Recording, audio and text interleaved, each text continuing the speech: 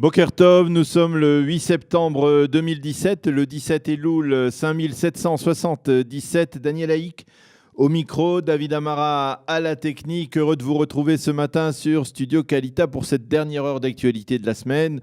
Une heure d'actualité qui va débuter dans quelques instants par les grands titres qui font l'actualité de ce matin. Vers 8h10, nous serons en ligne avec le porte-parole du ministère israélien des Affaires étrangères, Emmanuel Narshon. Nous parlerons avec lui des propos du Premier ministre tenus cette semaine sur les relations très étroites entre Israël et les pays sunnites modérés. Mais nous parlerons également avec lui de diplomatie, puisque Binyamin Netanyahou s'envole la semaine prochaine vers l'Amérique latine pour des entretiens, pour des visites officielles dans plusieurs pays de ce continent. Et également, le Premier ministre se rendra ensuite directement à New York pour participer aux travaux de l'Assemblée générale des Nations unies avec comme point d'orgue son discours, le discours annuel qu'il doit prononcer dans le cadre de cette Assemblée générale des Nations unies le 19 septembre prochain, à la veille de Rosh Hashanah. Vers 8h25, Eliana Gurfinkel nous présentera sa chronique « Un jour, notre histoire ». Vers 8h35, je vous présenterai la revue de la presse et des médias israéliens.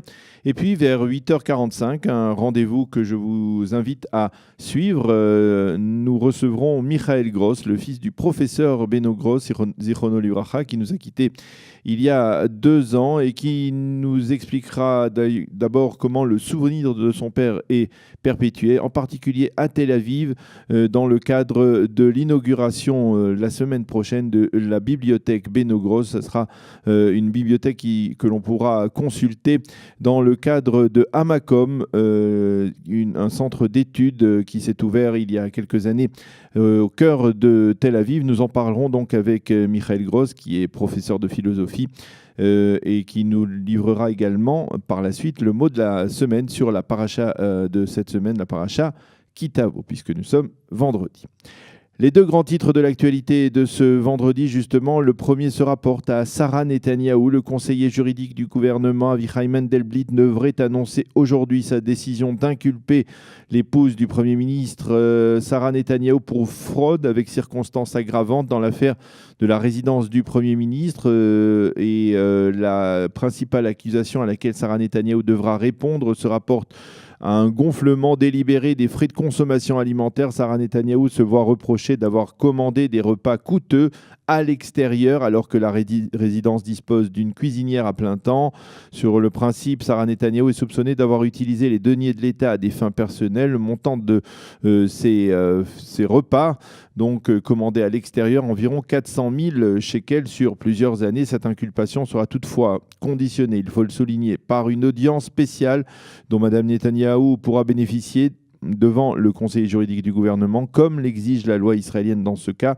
Cette audience ne devrait pas intervenir avant plusieurs mois. Ce n'est qu'à l'issue donc de l'audience que le conseiller juridique du gouvernement confirmera ou non donc sa décision d'inculper Sarah Netanyahou pour fraude avec circonstances aggravantes. La réaction du Premier ministre et de son entourage à ces révélations, ces accusations sont absurdes et nous prouverons qu'elles sont erronées. L'argumentation selon des frais alimentaires au sein de la résidence, l'augmentation des frais alimentaires au sein de la résidence est due au fait que l'intendant en chef de la résidence de l'époque, Meni Naftali, qui est un délinquant reconnu, a lui-même gonflé ces frais alimentaires. C'est ce que répond ce matin le Premier ministre et en tout cas son entourage.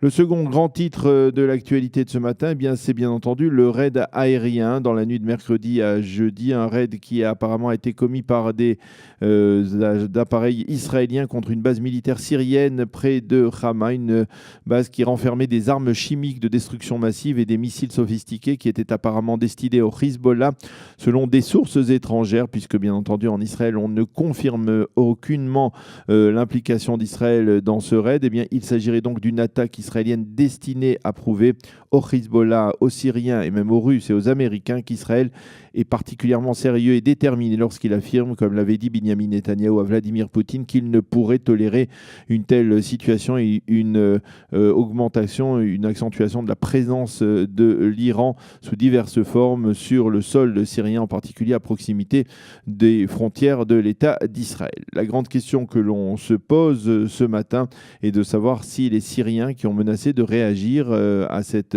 attaque tiendront leurs promesses. L'expérience du passé a prouvé qu'ils n'en faisaient rien et que généralement ils restaient plutôt passifs après avoir lancé donc ce type de menace.